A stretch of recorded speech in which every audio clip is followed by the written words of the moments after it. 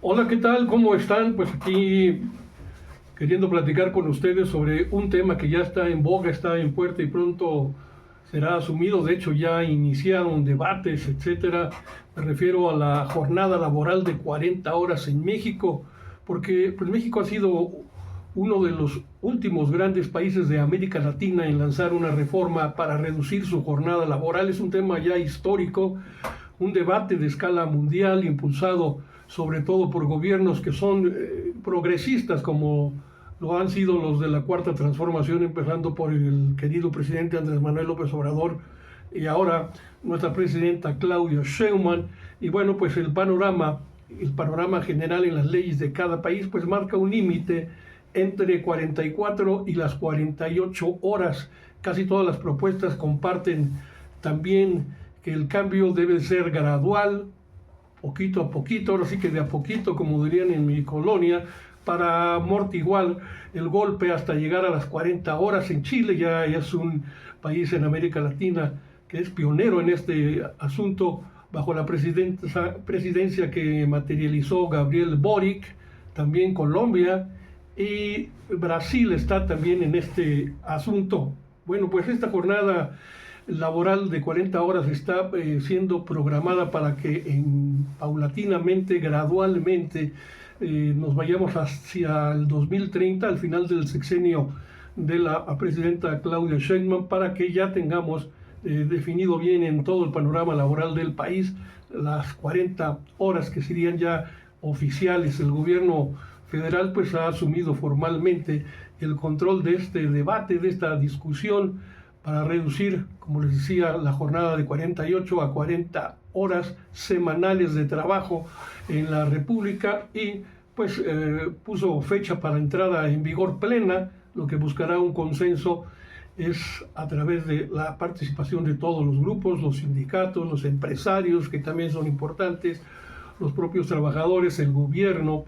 Y bueno, en acuerdo con los empleadores, esta meta podría alcanzarse de manera paulatina, dice el secretario del Trabajo, Marat Bolaños, que estamos devolviéndole a los trabajadores 8 horas a la semana, y pues esto lo dijo cuando se anunció días atrás que México va a iniciar este proceso gradual para alcanzar la jornada laboral de 40 horas hasta llegar al 30 de enero en una definición ya de este asunto. Lo dicho, lo dio por hecho porque dice que comenzaremos con la instauración para la paulatina y gradual de esta semana en la República. Reduciremos de manera gradual la semana laboral hasta llegar a este propósito hacia el 2030. Y bueno, las tendencias globales y el interés del gobierno colocan ya en un escenario real la reducción del tiempo de trabajo en el país. En México, para darle cifras, datos duros, importantes, 2 de cada 3 personas con un empleo trabajan más de 40 horas por semana, equivalente a 23 millones de trabajadores, y 1 de cada 4 lo hace por encima del límite legal actual de 48 horas semanales, es decir, 10 millones de personas. A pesar de estas extensas jornadas, México se mantiene entre los últimos lugares todavía de productividad laboral según la OCDE, la Organización Mundial de Comercio. Por eso es que al asumir su encargo como presidenta de la República, la doctora Claudia Sheinbaum, a partir del 1 de octubre había anunciado como una de sus metas y por primera vez que este proyecto de reforma sería prioritario en su gobierno. Lo retomó oficialmente el pasado 1 de mayo en el marco de la conmemoración del Día Internacional del Trabajo, y ahí pues la batuta de este esquema, de este proyecto, el trabajo sobre él recae precisamente en Marat Bolaños, el secretario del Trabajo. El gobierno tomó así el control del tema y dio forma de promesa sexenal que debe cumplirse literalmente, y aunque el proyecto partió del sexenio anterior, cuando gobernaba Andrés Manuel López Obrador, la legislatura pasada ya tenía acumuladas varias iniciativas de reforma en las cámaras del Congreso, y Sheinbaum pues lo hace ya, lo retoma, lo hace suyo, ahora con un cronograma y un capital político que le apoya. Y bueno, dice ella textualmente, alguien dirá, es que a lo mejor no es el mejor momento. Y ella dice, no, siempre es un buen momento para defender y apoyar a las y los trabajadores de México. No es casual que se haya hecho este anuncio en el acto oficial con los líderes sindicales y no en una mesa legislativa o en un foro empresarial. El mensaje fue claro, la reforma va, pero va con el sello del gobierno y reivindica la iniciativa y se institucionaliza el discurso, y en términos políticos se disputa no solo el futuro del mercado laboral en nuestro país, sino también el crédito.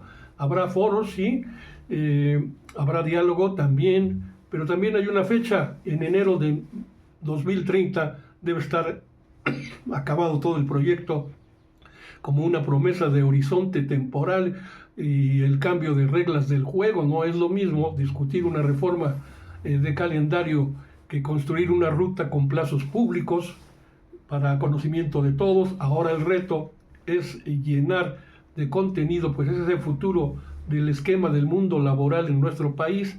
¿Qué sectores van a ser los primeros en aplicarse la jornada de 40 horas, por ejemplo?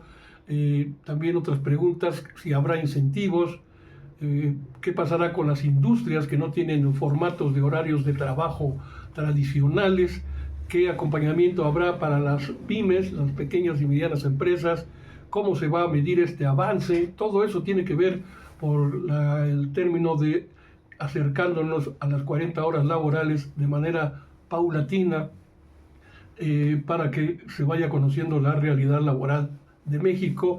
Y bueno, entre pues lo que dicen unos, la voluntad política y la realidad, ya hay un largo trecho, y esto lo dice la propia historia de México. Hay resistencias empresariales, y existen. Hay también otros sectores entre los empresariales que también desean participar, una participación obrera también organizada, que hasta ahora pues había sido pues como que alejada o tímida, si se quiere decir, respecto a este tema. Y de hecho en los primeros foros en la Cámara de Diputados, la voz de los obreros o de los liderazgos de los grandes sindicatos de industria en el país brilló por su ausencia, no estaban ahí presentes. Entonces ya se verá finalmente en acción a Marat Bolaños, quien, aunque ya estaba a la cabeza de la Secretaría del Trabajo a finales del sexenio pasado, lo hizo luego de la salida de Luisa María Alcalde de la Secretaría del Trabajo para asumir el cargo de Secretaria de Gobernación, y ahí esta cartera, la de la Secretaría del Trabajo, la tomó Marat Bolaños, que ahora continúa en esta misma responsabilidad bajo el gobierno de Claudia Sheinbaum. Bueno, el camino hacia las 40 horas será, pues, como se ve, todavía un poquito largo en la discusión y en la aplicación, puesto que esto que les decía lleva una gradualidad, aplicación diferenciada por sectores, incentivos, fortalecimiento de la industria, que tiene que ser clave en cualquier fórmula que se defina. Y pues como habrá un cambio de esta magnitud, pues se va a ver afectada o va a tener que acoplarse la industria a estos nuevos esquemas, sobre todo en el panorama económico que nos está tocando vivir ahora, de inestabilidad económica, de guerra arancelaria, de repercusiones en las economías del mundo, donde la mexicana pues no está alejada de ella, está inmersa totalmente. Entonces, ¿cómo se avisora este asunto? Por eso dicen, creo que no es el momento, dicen algunos, y la presidenta dice, no, el momento es cualquiera para si se trata del apoyo a la clase trabajadora del país. Y por eso esto nos lleva a la historia de México. Ustedes recordarán el Partido Liberal Mexicano y el documento que establecieron para llevarlo a cabo. Se llevó a cabo mediante una lucha armada que costó mucha sangre. Este manifiesto del Partido Laboral Mexicano de 1906 tenía pues varias propuestas, varios postulados, como precisamente es este en materia laboral: la jornada de 8 horas, la prohibición del trabajo infantil, que también vamos a tocar en estos espacios de parte de la Secretaría del Trabajo del Gobierno del Estado de México, el establecimiento del salario mínimo, la obligación de los patrones de indemnizar por accidentes de trabajo, el descanso dominical obligatorio, y también se buscaba en aquel entonces la educación laica obligatoria y gratuita, pero todos estos temas, a pesar del paso de los años, siguen vigentes.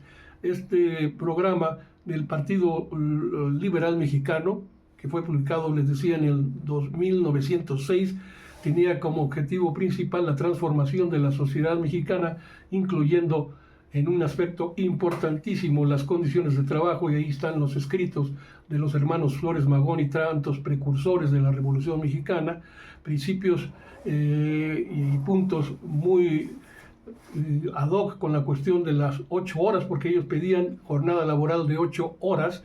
Se planteó la necesidad de limitar estas jornadas largas en aquel entonces, y por eso se recuerda en el escenario de nuestra historia las huelgas textil de las grandes textileras allá en Cananea y Río Blanco, que costaron la vida de muchos obreros en el país. En aquel entonces la industria textil, que ahora está en boga nuevamente con la cuestión arancelaria, y pues la industria textil, que ocupaba alrededor de 80,000 obreros y que abastecían a una buena parte del mercado mexicano. Ahora la competencia de la industria textil es, pues digamos que contra China. Y en aquellos años, en el 1906, allá en Puebla, se había organizado el Gran Círculo Obrero, que enfrentaba al Círculo Industrial Mexicano. Imagínense ustedes cómo estaría la cuestión, porque este Círculo Industrial Mexicano pretendía imponer una jornada de trabajo brutal de 12 horas y media. Entonces, indemnizaciones por maquinarias averiadas, que pues también tendrán que descomponerse por el uso y por el tiempo, pues multas para los trabajadores, multas por productos mal terminados, y hasta la inspección de las visitas que los obreros recibían en las casas que les alquilaban las compañías en aquel entonces. A partir de ahí comenzaba precisamente la gran huelga textilera en México, y que tuvo repercusiones también mundiales. Si usted quiere saber más cerca de esta historia, pues hay un libro que se llama México, el del antiguo régimen a la Revolución Mexicana, de François Javier Guerra, o los propios escritos que tienen, por ejemplo, Ricardo Flores Magón. Ahí están la prohibición del trabajo infantil que les comentaba, que se proponía no emplear a menores de 14 años. Aquí en el Estado de México, bajo la batuta de la gobernadora Delfina Gómez, y quien está a la cabeza de la Secretaría del Trabajo, el profesor Norberto Morales Poblete, ya hubo un evento importante sobre la cuestión del trabajo infantil, que luego en otra oportunidad vamos a comentarles. Las indemnizaciones por accidentes del trabajo, que también estaban en el programa del Partido Liberal. Y bueno, la obligación, por ejemplo, de pagar en efectivo. En aquel entonces se proponía que los salarios se pagaran en efectivo y no en especie, y la desaparición de las famosas tiendas de raya. Entonces, pues de esto vamos a tratar. El documento fundamental que tenía el Partido Liberal Mexicano influyó desde luego en la Revolución Mexicana y en la Constitución del 17, que ahora nos rige, y donde muchos de sus planteamientos fueron retomados. Así está la cuestión. Y el problema de la tierra también. La tierra es de quien la trabaja, ¿no? Tierra y libertad, etcétera. Y vamos a ir poco a poco ventilando este tipo de asuntos que son históricos, pero que también están muy presentes en nuestros días. Así es de que, pues, espero que esto le haya interesado. Nosotros volveremos con las vacantes del empleo que teníamos ya a disposición para la primera quincena de este mes de mayo. Ya en los próximos días nos habrá de llegar el nuevo listado para la segunda quincena de mayo, pero solamente les voy a dar algunos 2 ejemplos. Allá en el Valle de México, todavía falta para que termine esta quincena el jueves próximo, y todavía hay vacantes. Por ejemplo, vamos a irnos hacia Naucalpan. En Naucalpan, donde hay una empresa, KKAF, solicita guardias de seguridad para la empresa de 9,000 pesos de sueldo. Y también en otro esquema, en la misma Tlalnepantla, el grupo Kimex necesita técnico mecánico en tejido circular con 12,451 pesos en Naucalpan, les digo. Luego nos podremos ir hacia Ecatepec, donde también hay una empresa que se llama Puras Llantas, necesita mecánico suspensionista con 11,000 pesos de sueldo, un año de experiencia. La misma empresa que les decía, pues necesita en Puras Llantas vendedores de mostrador y secretarias de ventas con 9,600 pesos de sueldo. Y otra empresa JRG Comercial SADCB necesita auxiliares contables, auxiliares administrativos y electromecánicos. En el caso del electromecánico, con 2 años de experiencia, 14,000 pesos de sueldo. Y en el caso de auxiliares contables y administrativos, de 9 a 12,000 pesos de sueldo. En Nezahualcóyotl también hay una empresa, Papelerías Lozano, ayudante en general, necesitan 15 con 8,900 pesos de sueldo. Y si nos vamos a otra empresa en esta misma zona, pues se necesita para Consulcap, analistas de control de proyectos, gerentes de instalación de montajes, ingenieros en cimentaciones, con sueldos que van desde los 13,000, 18,000 y hasta 30,000 pesos de sueldo en el caso del gerente de instalaciones de montaje. Y ya por último, pues nos iremos a Tlalnepantla para que tenga usted idea de lo que allá también se necesita para de empleos. Hay plazas vacantes en temas de refrigeración, en temas de automatización, técnicos eléctricos, técnicos en tejido circular con de 10,000 a 12,000 pesos de sueldo. Esto es atractivo para mucha gente. Y auxiliares de almacenes o ayudantes de reparto para otra empresa más de distribución y almacenamiento con 8,500 a 10,400 pesos de sueldo. Las direcciones de estas oficinas regionales de empleo que están ofreciendo estas vacantes están en Tlalnepantla, por ejemplo, en la avenida Hidalgo 132, en la colonia La Romana, conocido en Tlalnepantla, en Naucalpan, en la avenida Juárez 39, fraccionamiento El Mirador, Naucalpan de Juárez, Estado de México, y en Ecatepec, que mencionamos también, Nicolás Bravo sin número, en la colonia La Mora, Ecatepec de Morelos, Estado de México. Son oficinas siempre administrativas, donde ustedes pueden obtener mucha mayor información para tener la posibilidad de tener un contacto que le ayude, que le auxilie de manera presencial o vía telefónica. Pero ahí está ¿cómo se llama?, punto de contacto para que usted pueda platicar con ellos y que tenga muchísima suerte.